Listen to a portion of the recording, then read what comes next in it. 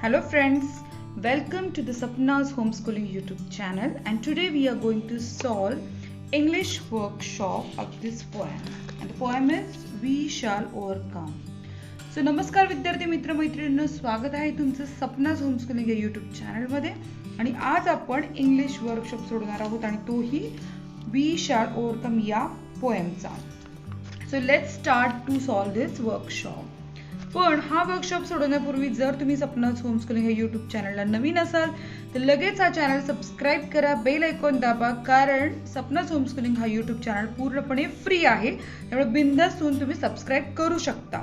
आणि हो, दुसरं महत्त्वाचं म्हणजे की चॅनल सबस्क्राईब केल्यानंतर तुम्हाला आमचे सगळे व्हिडिओज म्हणजेच इयत्ता 7वीचे सगळे व्हिडिओज आणि त्याच्या प्लेलिस्ट तुमच्या मोबाईलवर दिसतील, त्यामुळे तुम्ही बिंदास होऊन सबस्क्राईब करा. तर मी सपना पुणे जिल्ह्यातनं खास तुमच्यासाठी हे व्हिडिओ करत आहे. तर तुम्ही कोणकोणत्या जिल्ह्यातनं माझे व्हिडिओज ऐकता मला नक्की सांगा. तर या इंग्लिश वर्कशॉपची सुरुवात होते. फर्स्ट जो पॉइंट आहे तो आहे सिंग द सॉन्ग. तर हे गाणं गाऊन सुरुवात करायची आहे इंग्लिशमध्ये, म्हणजे इंग्लिश लँग्वेजसाठी. जेव्हाही तुमच्या ओरल्स होतात, ओरल एक्झाम्स होतात, तर तुम्हाला पोएम लक्षात ठेवणं फार गरजेचं असतं आणि त्याचे मार्क्स काउंट होतात. तर जेव्हाही लक्षात ठेवायचे असते पोएम, त्याची चाल फार महत्त्वाची आहे आणि एखादी चाल लक्षात आली की त्या शब्द लक्षात ठेवणं तितकंसं अवघड जात नाही.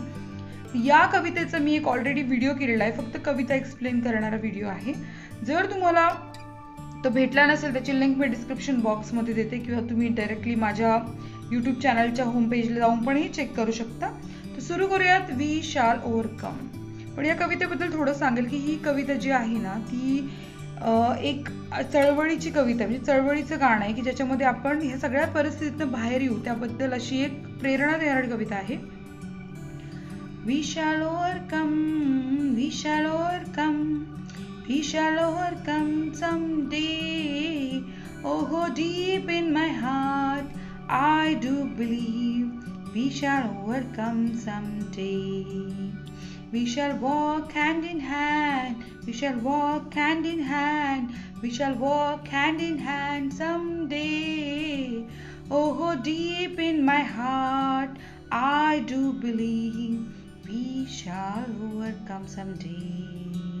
We are not afraid, we are not afraid, we are not afraid today. Oh, deep in my heart, I do believe we shall overcome someday. The truth shall make us free, the truth shall make us free, the truth shall make us free someday. Oh, deep in my heart, I do believe we shall overcome someday. We shall live in peace, we shall live in peace, we shall live in peace someday.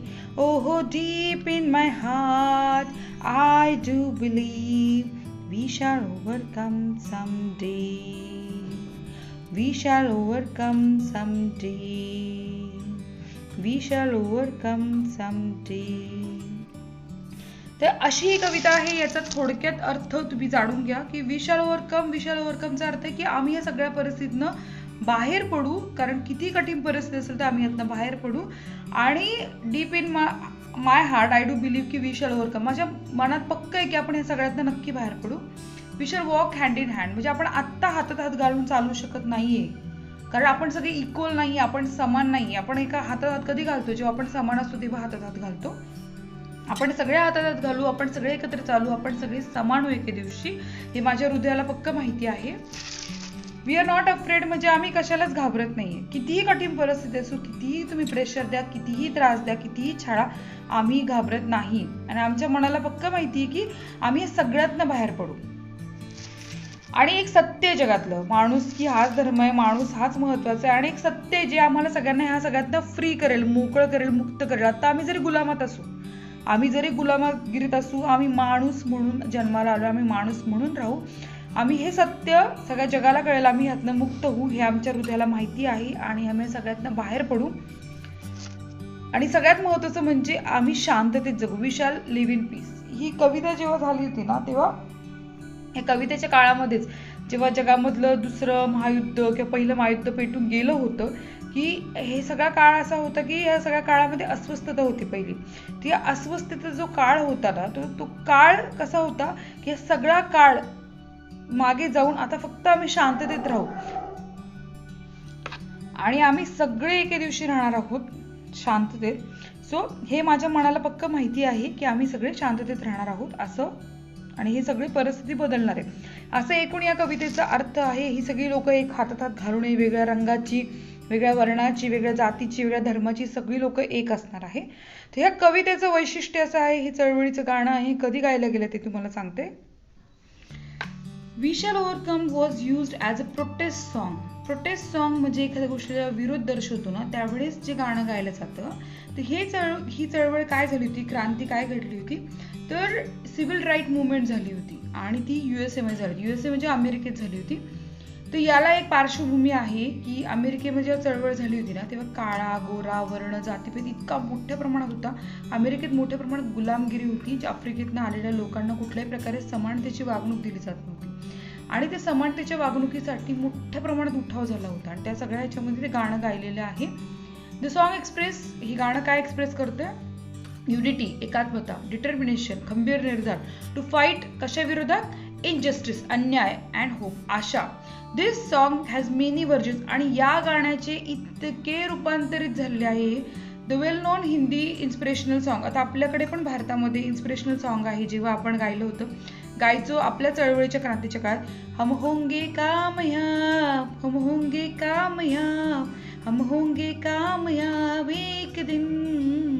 तर हे गाणं तुम्हाला सगळ्यांना माहिती आहे. तर हे फक्त होंगे कामयाब फक्त आपल्या हिंदीत नाही, बेंगॉलीमध्ये आहे, बऱ्याच भाषांमध्ये हे गाणं गायलं जातं. त्याचे अनेक व्हर्जन्स तयार केलेले आहेत पूर्ण देशामध्ये, जगामध्ये. अशा प्रकारे ही कविता तुम्हाला कळाली असेल किंवा हे प्रोटेस्ट सॉन्ग तुम्हाला कळालं असेल हे गाणं. सेकंड आहे, each line in the poem tells you something about the people singing it. म्हणजे या कवितेतली प्रत्येक ओळ तुम्हाला काहीतरी सांगती आहे. Read the sentences column A and write the appropriate lines in column B. म्हणजे तर या कवितेतले ज्या ओळी तुम्हाला सांगतायत, तर या कवितेतल्या ओळी काय आहेत, ह्या तुम्हाला काहीतरी सांगतायत, हे तुम्ही आता मला सांगायचं आहे. जसं की पहिली आहे, हे झाकून ठेवण्याचं कारण म्हणजे तुम्ही विचार करावा म्हणून. The people have to suffer many hardships today. म्हणजे लोकांना आता खूप कठीण काळातनं सहन करावं लागतं. हे तुम्हाला कशावरनं कळते, कोणत्या ओळींवरनं कळते कवितेच्या. तर we shall overcome, we shall overcome, we shall overcome someday याच्यावरनं कळते. जसं की आता बघा, वी शॅल ओव्हरकम याच्यावरनं तुम्हाला कळतं की द पीपल हॅव सफर मेनी हार्डशिप्स. सेकंड आहे, they do not have equal status and friendly relations with other people. म्हणजे जसं मी तुम्हाला सांगितलं होतं, जेव्हा इक्वॅलिटी असते तेव्हा आपण हातात हात घालतो, इक्वॅलिटी नसेल तर आपण एकमेकांच्या हातात हात घालत नाही. So they do not have equal status, एकसारखं स्टेटस नाही आहे त्यांचा, कुणी गरीब आहे, श्रीमंत, वेगवेगळे. अँड फ्रेंडली रिलेशन्स, प्रत्येकाची मैत्रीत्वाचं नातं नाही आहे. त्यामुळे हे कशावरनं कळतं आपल्याला, we shall walk hand in hand या ओळींवरनं कळतं.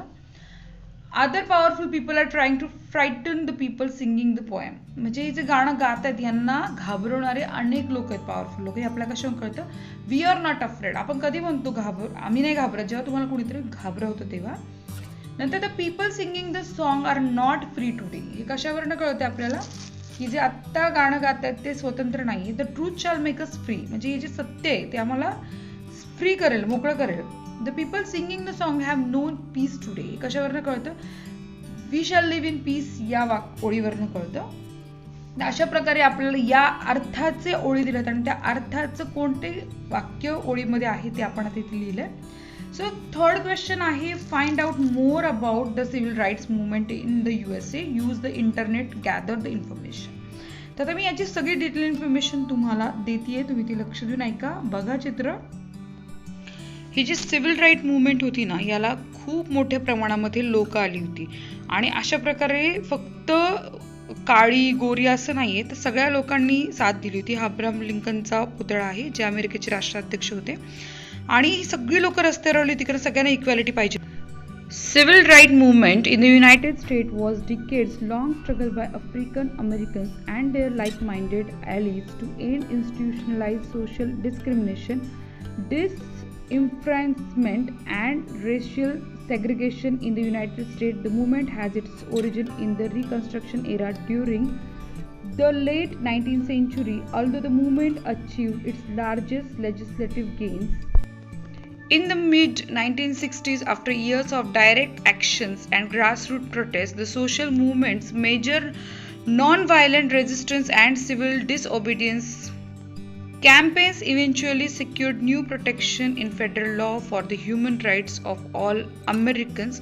तशा प्रकारे ही डिटेल इन्फॉर्मेशन आहे ह्या राईट्स बद्दल. आणि ही स्टार्ट झाली 1954 to 1968 मूवमेंट. लोकेशन होतं युनायटेड स्टेट्स आणि कॉज होतं racism, segregation, disenfranchisement, Jim Crow laws and socio economic inequality. सगळी ही कारणं होती या प्रोटेस्टची. तर ही सगळी तुम्ही व्यवस्थित लिहून घ्या म्हणजे तुम्हाला तुमच्या टीचर्सना दाखवता येईल.